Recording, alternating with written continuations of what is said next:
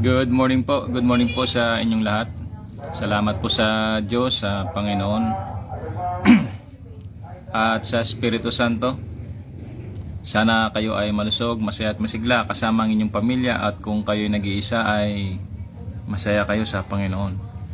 Isang magandang araw po sa inyong lahat. Anumang oras sa inyo ay sana nasa masaya kayo kasama ang inyong pamilya, at kung kayo nag-iisa ay masaya kayo sa Panginoon. So, ang topic po natin today, siguro umpisahan ko muna sa tinatawag ba na charter change tsaka corruption. So, charter change and corruption. So, nakita natin sa mga nakaraang linggo na may mga nagpupusyo, may mga sumusulong or isinusulong yung tinatawag na charter change. Ibig sabihin, aamindahan itong 1987 Philippine Constitution. Ang pinagmulan po niyan ay yung, kung natatandaan ninyo, yung sa ruling po ng Supreme Court doon po sa GR number 278353 and GR number 278359. Meron pong ruling doon yung Supreme Court, at ang labas po noon ay 15 versus 0. Opo. Ngayon, meron ng mga senador, actually dalawa na silang senador, tsaka isa na siyang member ng Constitutional Commission, ang nagsasabi na papalitan na yung isulong yung charter change, i-amend yung konstitusyon ng 1987. Isa nga sa ginigit ng isang senador doon, yung pakikialam daw or pangingialam, no? Pangingialam ng Supreme Court doon sa legislative, in particular doon sa House of Representatives.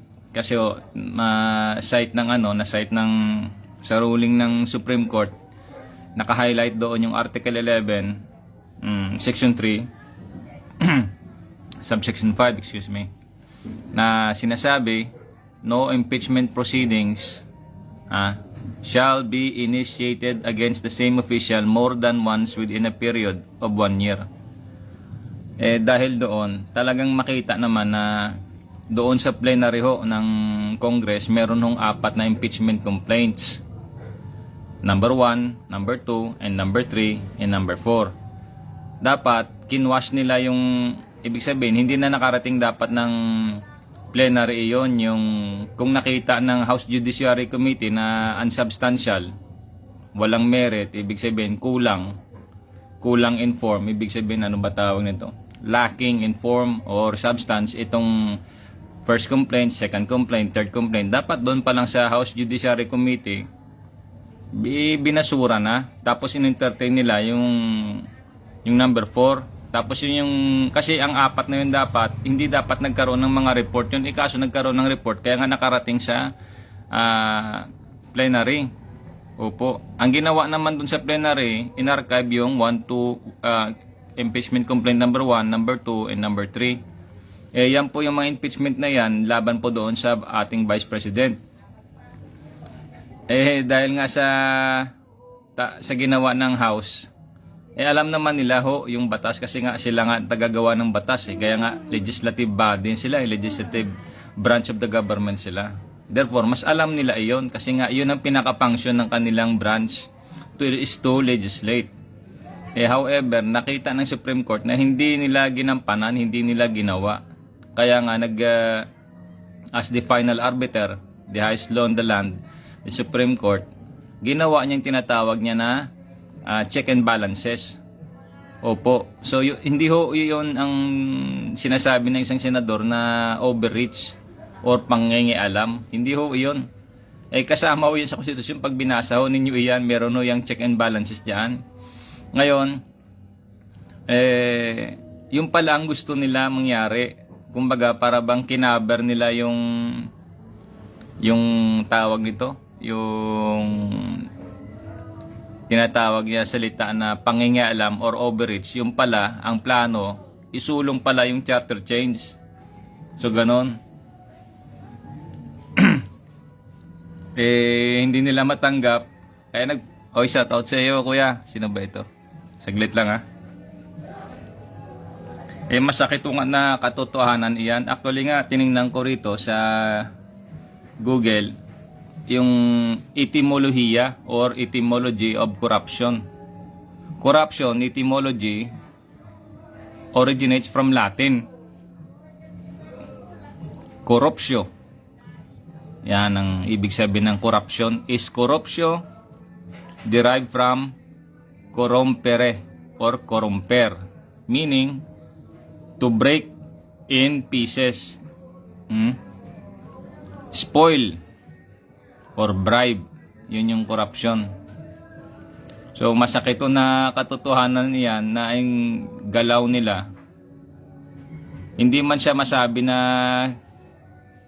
dahil sa statement nila corruption.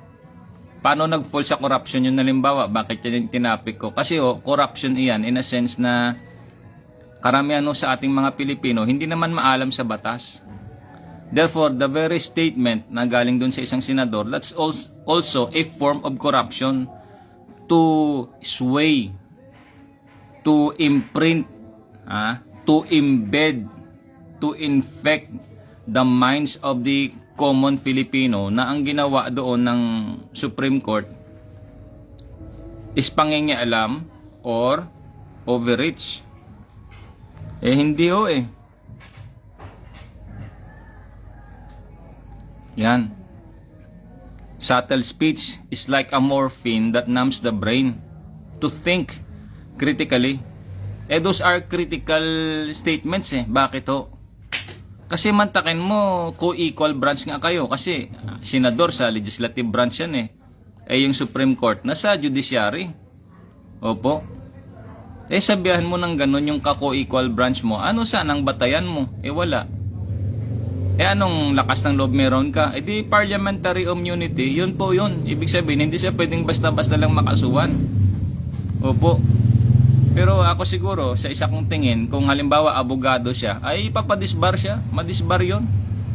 Sa walang habas na pananalita, tapos isiraan mo yung Supreme Court. Mga justices yan Ang paglilingkod ho niyan sa bayan at sa pag-aaral ng batas, at pag-i-interpret ng batas, abay matagal ho na iyan, na proseso bago ka maging isang Supreme Court Justice. Ganun ho yan. Kasi meron hong tinatawag na Municipal Trial Court, ano pa ba yan? Ano pa ba mababa doon sa Municipal Trial Court?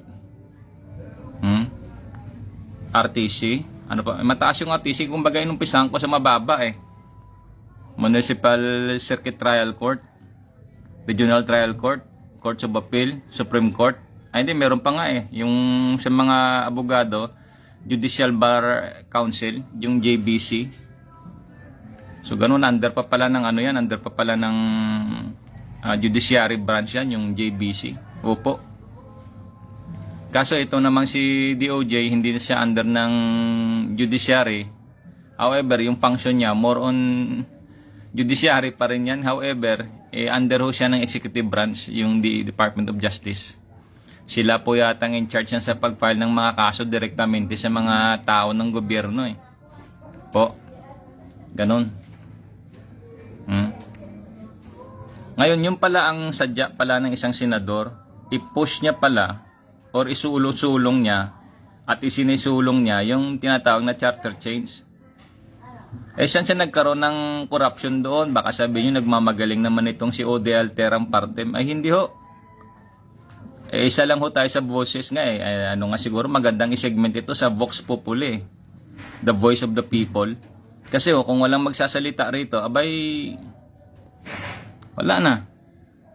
Walang may nakapansin. Akin, kung ako halimbawa, hindi naman siya nagmamagaling ako bilang isang Filipino citizen. Nakasad naman yan sa Constitution, nasa Article 2, Section 1, the sovereignty resides in the people. All emanating power comes from the people. Isa ho ako Isa ho ako sa bumoto. Opo. Ngayon, kung kabahagi tayo, isa tayong bansa, meron ho tayong karapatan para ho makaalam. Karapatan ho iyan Hindi ho yan Hindi ho yan pang chichismis. Tandaan niyo po, itong mga ganitong usapin, mahalaga po yan. Maselan po yan kasi kailangan alamin natin para yung ating mga anak, mga relatives, kaibigan, ma-educate ho. This is a form of education already. Sabi nga ni Senator Miriam Defensor, education, i-edit ko na lang kasi hindi ko na nasa isang cellphone ko eh.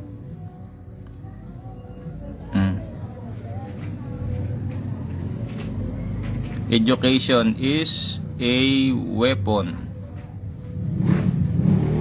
against ignorance and injustice.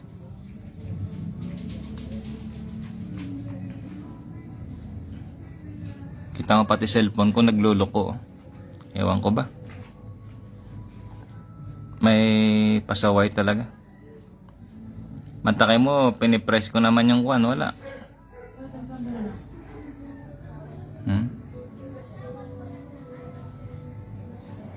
So ganun katindi ito na babanatan yung Supreme Court Justices, tapos pala magdi-debate doon sa tinatawag na charter change. So gaano ho ka, ibig sabihin deception yan eh. There is dolo or kulpa, kasi ang kulpa is fraud eh. Dolo is deceit, pandaraya. Deceit, there is a dolo eh. Sa Latin na dolo or deceit, there is a deceit eh. There is a deception eh. Opo.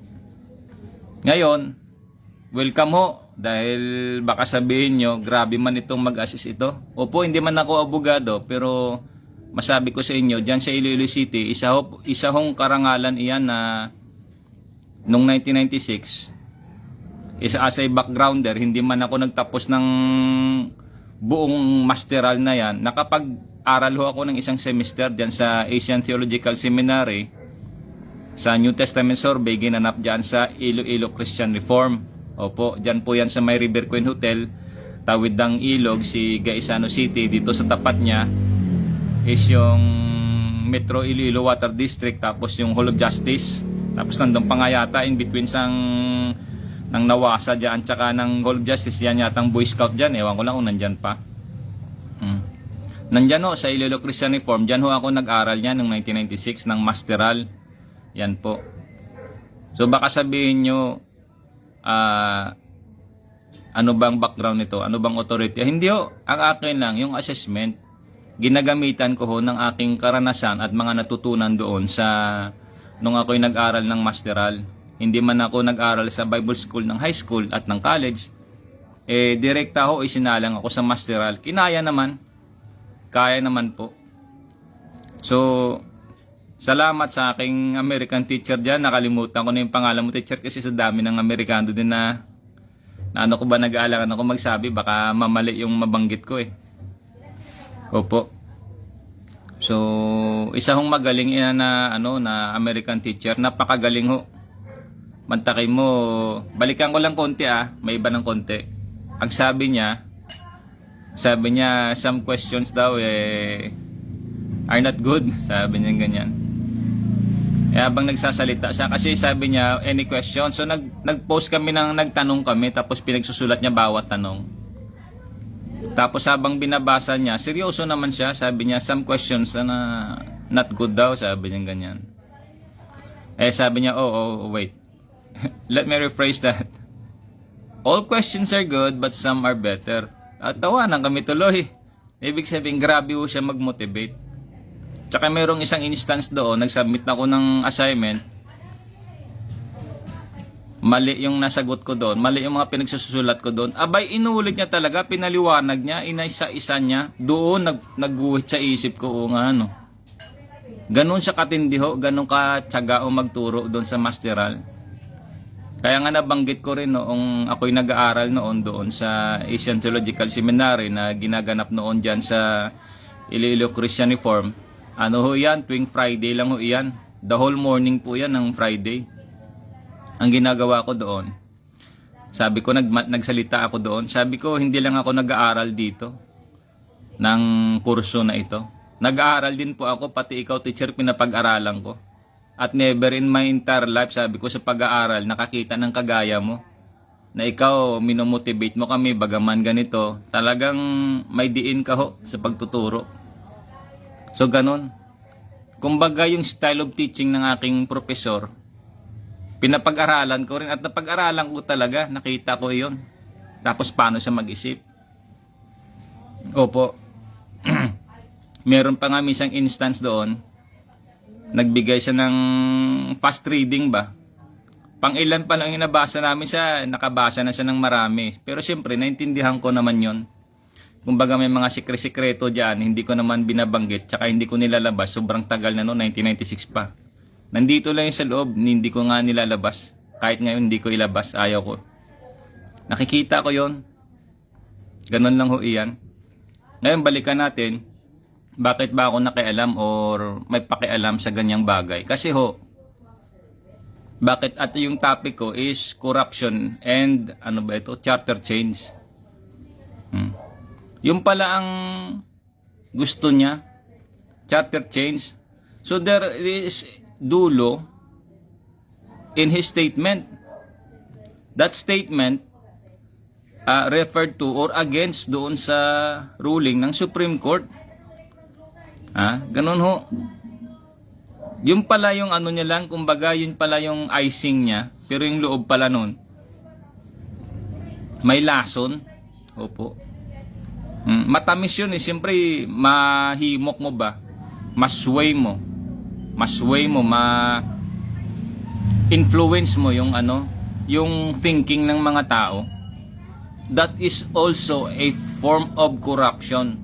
Such statement, masabi ko siguro, irresponsible, unsubstantial, unfounded, zero prudence, is a deceit, is a form of corruption. Kasi binibreak mo yung the very core function, one of the core function ng Supreme Court is to interpret the law. And may tinatawag yan na check and balance. Ganun ho. Wala naman akong binabanggit ng pangalan ng senador dito. Ngayon, tinignan natin itong etimolohiya ng corruption. And one of the meaning ng corruption sa etymology, sa pinanggalingan niyang Latin is corruptio, derived from comporer or corrompere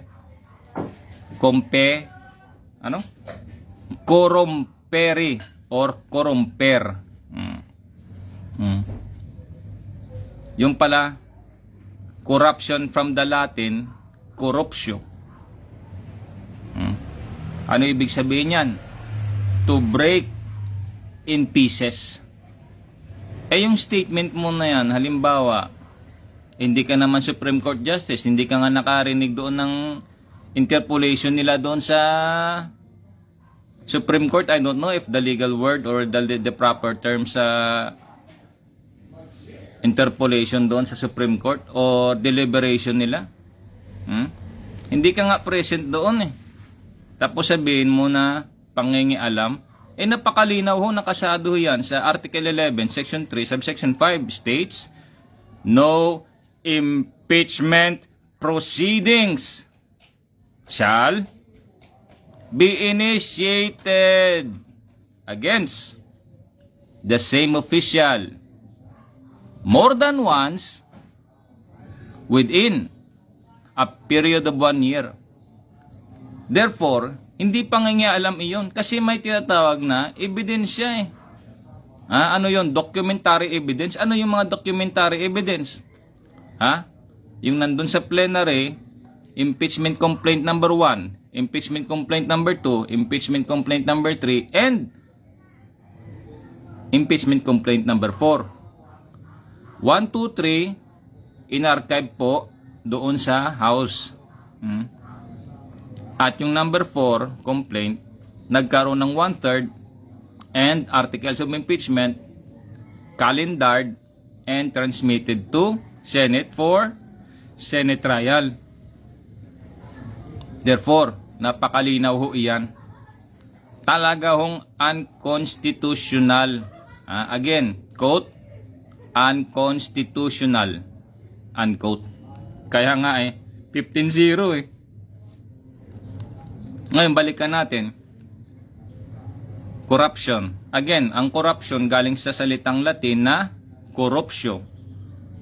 Derived from, ang pinakaugat pa ng corruption, nagmula siya doon sa corrompere or corromper.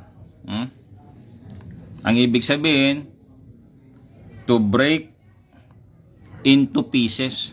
Babasagin mo ho. Spoil. Ano ba ibig sabihin ng spoil? Kaya nga ho, sa ulam, sa mesa, sa pinggan, meron ng serving spoon. Kasi yung kutsara mo, hindi mo isasandok yan doon. Ini-spoil mo ang tawag nun Kaya nga may serving spoon para ho hindi siya ma-spoil. Kunin mo yung serving spoon, sandok mo doon sa ulam, lagay mo sa pinggan mo. Kasi balik mo yung serving spoon para hindi siya ma-spoil. Bakit mo siya ini-spoil? Kasi yung kutsara mo, isandok mo doon sa hindi naman dapat pagsandukan. That's already a form of corruption. Yung statement niya ho, laban doon sa Supreme Court, abay, corruption din pala iyon. Kasi bakit? Ini-spoil niya yung ruling ng Supreme Court. Kasi bakit? Pangalawa pa, yung sa mga tao, you are embedding, injecting, infecting the minds of the people. You are swaying the opinions, the thinking of the common people. So ganun ho siya.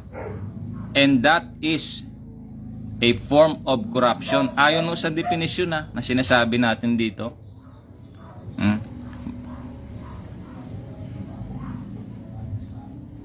Corruption din pala iyon. Bakit hindi siya pwedeng kasuhan? Hindi siya pwedeng i-disbar? Una, sabihin natin hindi siya pwedeng i-disbar. Hindi naman siya abogado Anong i-disbar mo doon? Bakit hindi mo siya pwedeng pailan ng kaso dahil sa statement niya doon? It's because of parliamentary immunity. So ganun, hindi mo siya pwedeng basta lang makasuhan kasi nagpe-perform siya ng function bilang isang senador which has the immunity, and that is called parliamentary immunity. Pwede ba siyang pailan ng kaso? Bahala kayo mag-file. I don't know. I don't know kung anong ipapile mo sa kanya dyan. Dahil ba sa statement, pailan mo siya ng corruption? Hindi. Siyempre, ang atin dito is form of education ito. Katuwang niyo ako sa pag-aaral kasi may prudence merong justice doon sa hustisya sa ruling ng Supreme Court. Bakit meron magsasalita diyan? Nasirain nila yung spoil nila yung statement ng yung ruling ng Supreme Court. So ganun ho.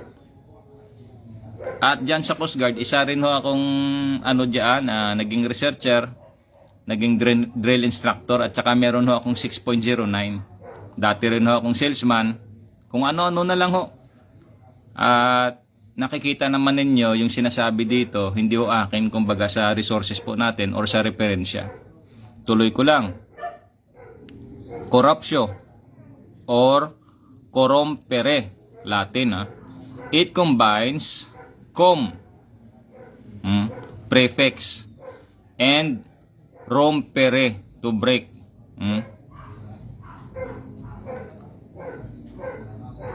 Together, to break together. Halimbawa, paano mo i-break together? Yung walis ting-ting, di ba? Pagbugkusin mo, tapos baliin mo lahat yon. Ilan ba yung Supreme Court justices doon? 15, kaya nga 15-0 Mantakay mo, baliin mo lahat yon. Sabihin mo yung ruling nun ganon. So ganun kasama yan. Yung korupsyo. Ang maganda sana si Lucifer Satan magharap Ang jablong duwag. Totoo yan. Si Lucifer Satan, duwag Isang duwag. Ito pa, tuloy pa natin. Middle English, 14th century. Representing a, quote, breaking, unquote.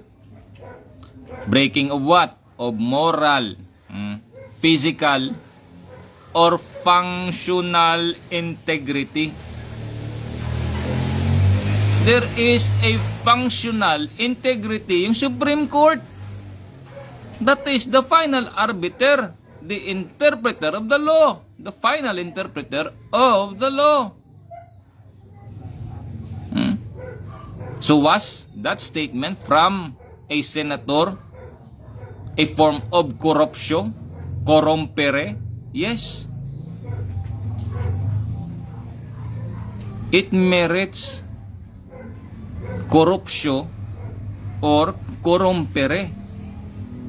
Together is com, kaya nga may company, di ba? Com, company, tapos .com, kasi mga together yan eh. Di ba? So ganun ho. Kaya maganda, sabi ko sa inyo, mag-aral ho tayo. Kaya kasama niyo ho ako. Naway na motivate ko kayo kasi ako motivated ako eh. Opo. Lalo sinabihan ako ng kasama namin dyan sa Philippine Coast Guard, hindi ka worthy maging isang opisyal. Animal na yan. Hindi lang nagsalita noon, pero yung galit ko nasa loob eh. Hanggang ngayon, patay na yun siya o nagpahinga na siya. Nagpahinga na siya. Pero sa loob ko, hindi niya napigilan. Bakit ho? Tumuloy ho ako sa pag-aaral at marami ho akong natuklasan. Opo, totoo yan. Higit pa doon sa pagiging opisyal na sana sa Coast Guard, higit pa ho yung na-discover ko. Totoo yan. Totoo po yan. Higit pa ho. Kung sabihin ko man dito, alam ko yung sikreto nyo. Halimbawa, sabihin ko yung abogado, sabihin niya na mga piling abogado. Dalawa ho yung tingin ko doon. Anong una? Tingin ko, siyempre, meron talagang mga epal. Meron talaga mga kupal. Ganon. Na mga piling lawyer. Hindi naman lawyer. Sometimes we have to bend the law. Mga ganon ba? Modulation lang ho iyan eh. Napaka chicken feed yan. Napaka babaw ng mga... Hindi iyan. Para ho maganda yung pananalita. We have to bend the law. So, para ho, modulation, ano ho yan? Yung inhale ka, exhale. Lagyan mo ng hangin sa sikmura. Tapos, i-relaxing nyo. We have to bend the law. See? Nasal, gamitan mo ng nasal. Tsaka i-relax na yung jaw. Yung hangin lalabas, yun yung magbibigkas. Tapos, yung dila sa loob lang. Ganon ho yan. Ganon ho. Ano pa ho, ito ng 14th century sa Middle English, ibig sabihin, ano ibig sabihin ng salitang Latin na corruptio or corrompere or corromper? Breaking, sabi nga sa English. Breaking of moral, physical. Kaya nga nilason ako din sa Coast Guard eh. So that was a form of corruption. Nilason ho ako. Kasi physical, sinira yung aking health eh. Ganun ho. Retired naman siya. Nakita ko din naman na nagsisisi siya bandang uli. Pero siyempre, hindi niya na maibalik eh. May sakit na ako eh. Opo. Sakit na ako. Tsaka nagpahinga na pala si Admiralista. Tsaka nagpahinga na rin pala si Rear Admiral Joselito F. de la Cruz. Yan yung dalawang opisyal isa sa mga opisyal diyan, yung mga top brass ng Philippine Coast Guard na nakakaalam mo ng aking kwentong buhay diyan. At ang alam nila, hindi ko alam. Alam ko, kaya ko sinasabi ito dahil nagpahinga na rin yung mga top brass na iyan. Wala na hong mangungulit sa kanila. Nasabihin, may sinasabi doon si Ode Alteram Partem, tauhan nyo ba ito dati? Tauhan ko yan. May sinasabi siya, alam niya yung sikreto, inilason siya, ganito, ganyan. Siyempre magulat yun sila, paano ko nalaman yun? Ganon yun. Kailangan ko pa ba manggitin yung mga active o mga retired na? Hindi ayaw ko. Ayaw ko magsunog dito. Bagaman kung ano man yung tingin nila sa akin dahil sa mga maling endorsement, at least makarating sa kanila na mali ho yung kanilang endorsement. Yours truly ho, isa ho ako sa tumulong sa gumawa ng Coast Guard Code of Conduct ho, ng Philippine Coast Guard. Ganon ho iyan. Saksi iyan dyan ng isang officer dyan na babae, si ma'am. Ganon ho. So yun pala yun. The other meaning of corruptio, corrompere in Latin means breaking of moral, of physical, of functional integrity. Meron ho bang physical in Supreme Court? Meron, office nila. Meron ho silang function? Meron silang function. The final arbiter, the interpreter, the final interpreter. So anong sinira na isang senador na yan? Was his statement corruptio, corrompere? Kayo na ho magsabi, base ho sa referensya. Magbasa-basa na lang ho tayo. Tuloy ko lang. Etymological breakdown. Latin, corruptus. Past participle of corrompere. Corruptus. Broken. Spoiled. Debased. Yan pala pagka in-spoil mo na, sinira mo, dinibase mo na siya. Ganun pala yon. Kaya nga yung mga smear, ano na yan, yung paninira, yung black propaganda, those are corruption din pala yun. Kasi sinisira mo, binibreak mo yung integridad, yung reputasyon, yun ho yung pinapatay. Yun po yung isa, ina-assassinate, yung tawag nito, yung integridad, reputasyon or reputation. Another components niya. What are the components? Cum and rompere. Yun na nga sinabi kanina from the Latin, no? Cum, corrompere. From the cum, which is together, tapos rompere is to break. Break together or together it break. Original meaning, physical, decomposition, decay, or rot. So, another meaning ho yan ng corruption. Tulad yung katawan natin, nagkakaroon ng corruption. So, that's decay. Aging, that's also corruption. Ibig sabihin, another meaning niya yun. Ang tinatawag nga dyan, pagka tumitingin kayo ng etimolohiya, lalabas din dyan yung meaning. Pag pumunta kayo sa meaning ng isang salita, mababasa nyo rin dyan sa bandang ibaba yung sinasabing thesaurus. Ang spelling niyan pag binasa mo, thesaurus. But then it's pronounced as thesaurus, like Risba. Thesaurus. Thesaurus. Yan. Thesaurus or thesaurus. Basahin nyo yung yung sa meaning, lalong may dictionary kayo, tingnan nyo yung entry word na thesaurus or thesaurus. Makita nyo dyan yung next niya ng entry word na thesaurus is phonetics. Opo. Tapos kung noun siya or verb siya, so ganun, or adjective siya, ganun ho yan. It's thesaurus. Ito pa, meaning sa ibig sabihin isang component ng or breakdown ng corruptio or corrompere. So ito na nga, original meaning niya, physical, decomposition, decay, or rot. So hindi yan kasama doon sa statement ng isang senador. Ang manapa, ang pinaka-ibig sabihin ng statement niya, titimbangin natin, pasok ko yon sa salitang corruptio or corrompere, meaning from the word prefix na cum, that is together, rompere is to break, corrompere, that is in Latin. So yun po yung statement ng senador na yan, is to break the moral, break the physical and the functional integrity of the Supreme Court. Ganun ho yung kanyang statement. Corrompere.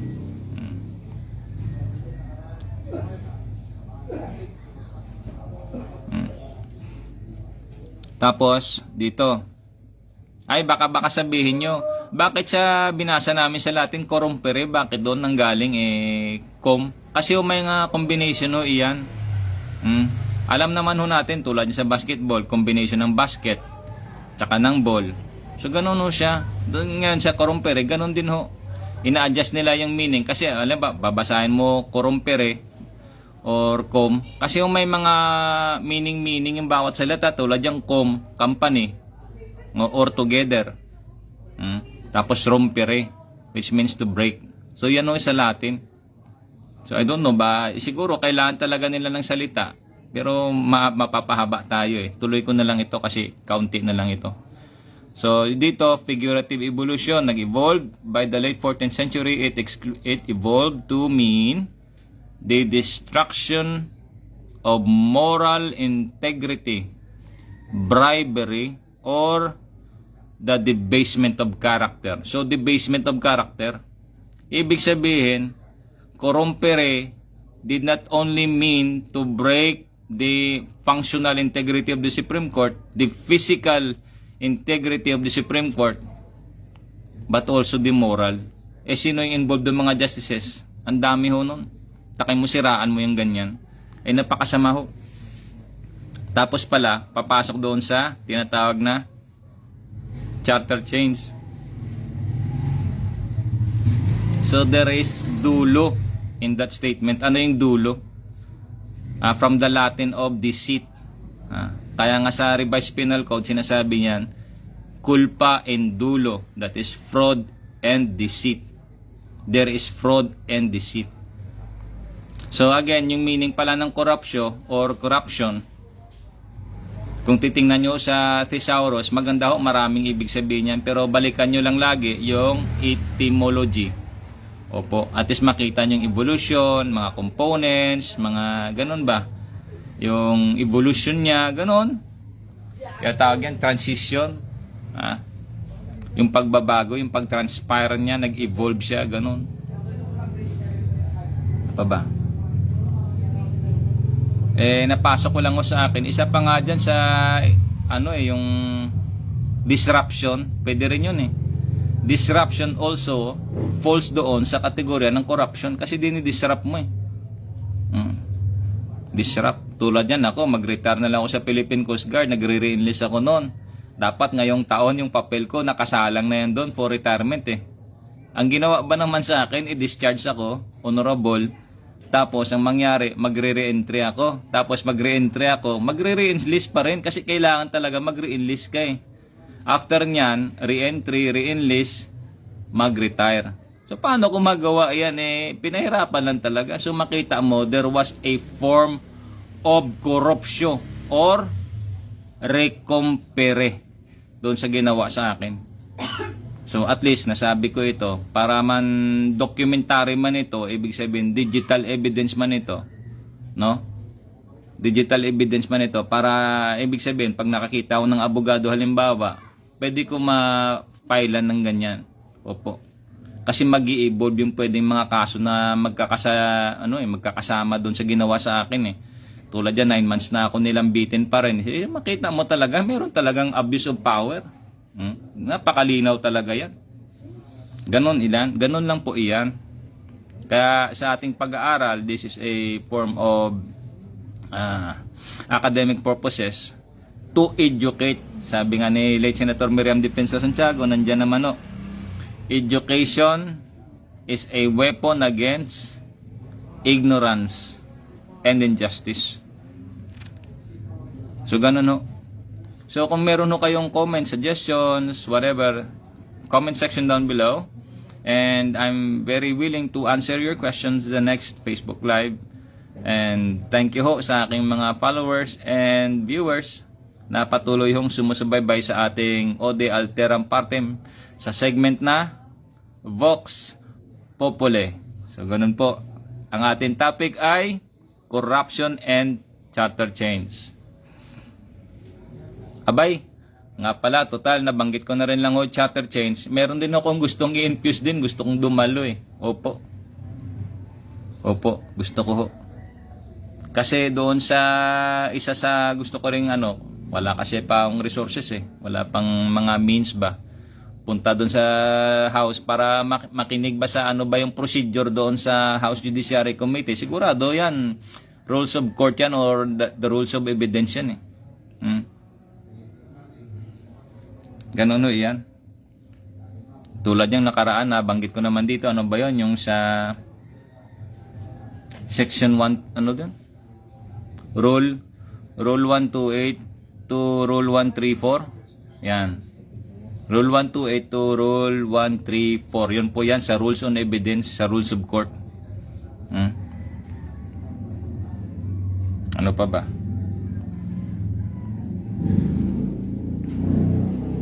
Kung magbago ang sistema ng pamahalaan, mananatiling hamon ang pagpapalagot sa mga tiwali.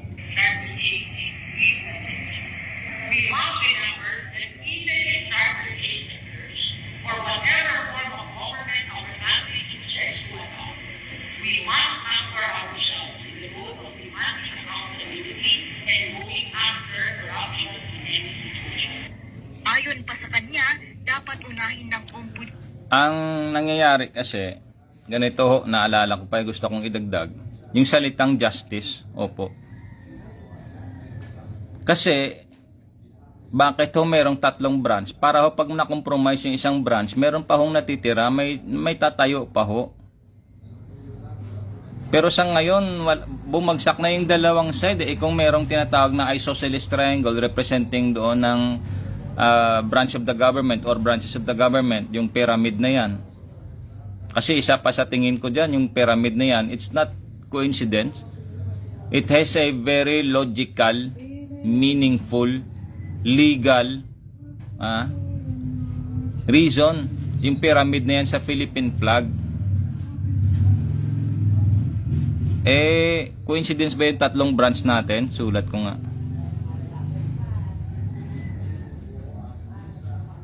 Yan. Takin mo yan. Ano ho yun? Legislative. Kasi ginagamit ho yan for political ano ba ito? For political purposes. Political proceedings and legal proceedings. Legal kasi yung legislative tulad yan sa Congress, sila ho yung may tinatawag na exclusive power, opo, to initiate an impeachment proceeding.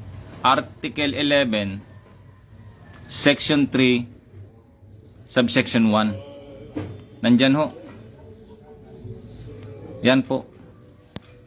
Exclusive. Kung wala ka halimbawa, kagrupo dyan, kawawa ka talaga. Tadtarin ka ng tadtarin ng impeachment taon-taon yan. Paano ka pa makapag-perform ng function mo? That's already a form of a political harassment, a political pressure, legal proceeding. Siyempre, para bang two sides of the coin. One is legal proceeding, the other is political. Kasi yung magkaroon ng legal proceeding doon sa impeachment officers, gaya ng sinasabi ng Article 11, Section 2, sino yung mga impeachable officers? Impeachable officers, the President, the Vice President, Supreme Court Justices, the Constitutional Commission, sino yun sila? COA, COMELEC, Civil Service. Tapos sino pa yung impeachable officer na isa? Ombudsman. So those are impeachable officers. Yun nga nakakapagtaka, bakit na meron palang pagpalagay natin, granting for the sake of the argument or academic purposes only. Granting, there was an overreach made by the Supreme Court doon sa ruling nila. Why not make or file an impeachment complaint doon sa legislative, sa Congress, para ma-impeach yung mga Supreme Court justices? Kung nakita mo pala na proceedings yan. It's because that statement, recompere, is to break. Why not break them in a proper forum, in a proper court? The legal proceeding, ano yon? Article 11, Section 2, Article 11, Section 3. Kasi meron dong tinatawag na impeachable offense pala sila. Ano yon? Culpable violation of the Constitution. Constitutionally, na-violate pala nila. Kasi nga, overreach ang sabi mo eh. Di ba? Treason, hindi naman sila sakop doon. Bribery, baka malamang, pero mahirap patunayan yun. Graft and corruption. Meron na, corruption or corruption. That is corruption. Other high crimes and betrayal of public trust. Isa doon, betrayal of public trust kasi all government powers is a public trust. Article 11, Section 1. And bakit public trust? Article 2, Section 1. Sovereignty resides in the people. All emanating power comes from the people. Ganon yan. Those are colossal, monumental evidence. Kung nakikita ng senador na ito na there was an overreach or corruption. Or ibig sabihin, nandoon sa sinasabi sa Article 11, Section 2, those are impeachable offenses or ano yung mga impeachable offense na yun? Again, culpable violation of the Constitution. 1. 2. Treason. 3. Bribery. 4. Graft and corruption. 5. Other high crime. 6. Betrayal of public trust. If indeed that statement merits justice, merits overreach, why not make it proper, make it legal dun sa legal proceedings? Ganon lang iyon. However, hindi nga natuloy because there was a dulo. Ano yung dulo? There was a deceit. Biglang nag-deviate, biglang nag-sway, pumunta doon sa Constitutional Convention or Charter Change. Ganon pala ang sadya. Charter Change. So, mapaito na mga realidad yan dahil may sinasabi pa yan sila dyan, bend the law. Ano klaseng bend the law? Wala hong ganun. Law defined as right is always given. Again, law is, quote, right is always given, unquote. Yan ho yan. You cannot bend it. Hindi pwede yun. Alam ko may mga demonyo kasi dyan no? Minsan dumaan ako dun sa Malacanang, anong year ba yun? 2012 ba yun? Dumalaw ako dun sa kasama ko dati dyan sa Malacanang. Sumakay ako dun sa may sa may tawag nito, tugboat, ang tawag nito. Yung light boat ng ng tawag nito. Yung sa service dun sa Malacanang, sa Coast Guard, matawag nun yung floating, isa sa floating asset ng Coast Guard doon na nagsiservice doon sa Malacanang hanggang sa kabila. Sumakay ako doon, sabi, dala ko yung mountain bike ko, bumaba na lahat tapos ako yung panghuli.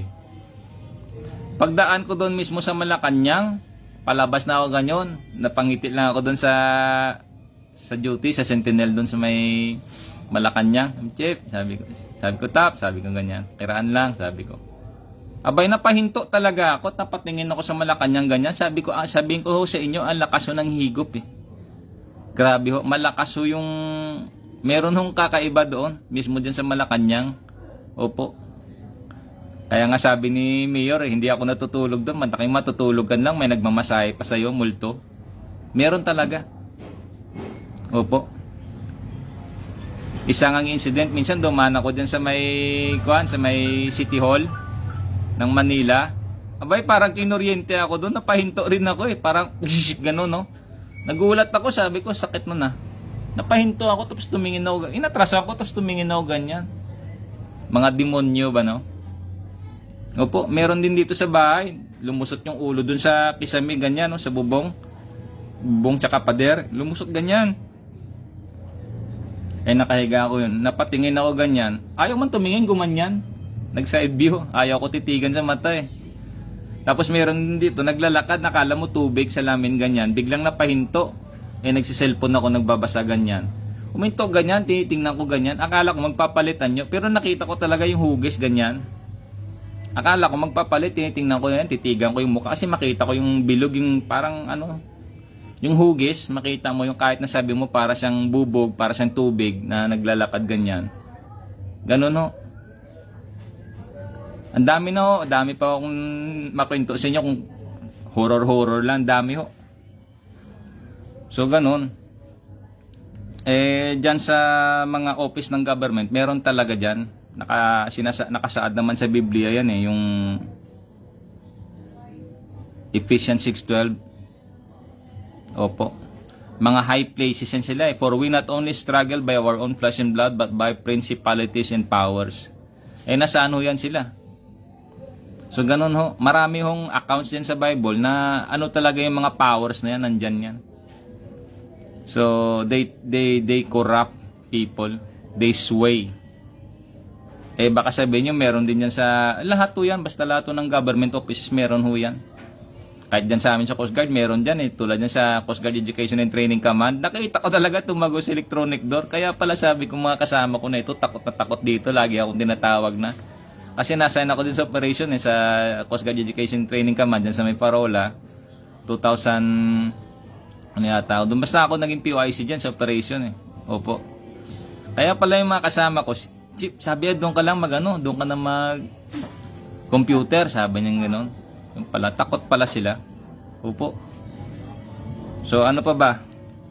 So, dyan ho ating, nagtatapos ang ating topic for today. Corruption and charter change. So, pinapaiksihan ko lang yung charter change. Kasi, yung pala, yung statement yan ng isang senador is recompere. Recompere is to break together, to break yung moral, the physical, functional integrity of the Supreme Court. So, the statement of a senator is corruption, a form of corruption. Recompere. So, corruption yun. So, ngayon, baka sabihin nyo, nagmamagaling ako. Ay, hindi ho. At sabihin ko sa inyo, hindi ko rin ho kinopya yan Baka mag-search na lang ho kayo kasi wala pa naman akong napag-search niyan Na wala hong may nagsabi na yung sinabi ng isang senador is corruption o recompere. Ito lang ho sa ating referensya. Dito ko binasa yan, dinigest ko, dinicipher ko, pinaliwanag sa inyo ayon ho sa sinasabi ng referensya. Hindi ko ho paliwanag iyan. Again, magkasabay ho tayo. Kasama nyo ako sa pag-aaral. This is education. So, again, salamat ng maraming salamat sa inyo. Ang statement ng senador was, is a form of merits, corruption or recompere. Tapos, yung topic natin, ano bang topic natin? Corruption and charter change. Yung pala ang gusto. Nag-deviate sa charter change.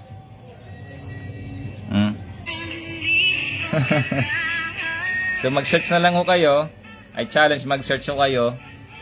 Kasi nagsalita na si Senior Chief Justice, Senior Justice Marvic Leonen that the charter change is not the answer for corruption. Kailangan talaga ng justice system. Opo. Sinakop tayo dito, mga 400 years tayo. Tingnan nyo naman nangyari sa bansa na sumakop sa atin. Umunlad ba sila? It's because ang government nila, kaya ho diktahan yung justice system nila. Wala na hong mahina ho yan. Pampahina ho yan. Nakasulat yan sa Jeremiah. Buksan nyo na lang ho inyong Biblia at pakibasa nyo na lang po.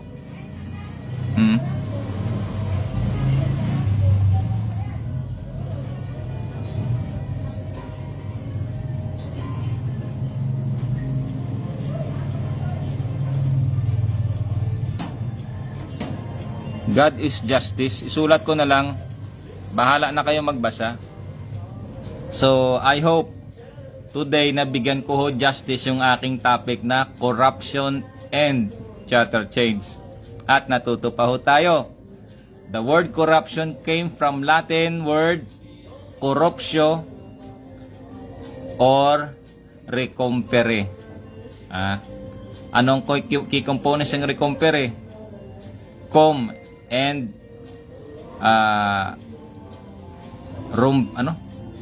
com and rompere. Com is together, rompere or romper is to break. To break the moral, to break the physical, and to break the integrity. Functional integrity of the Supreme Court.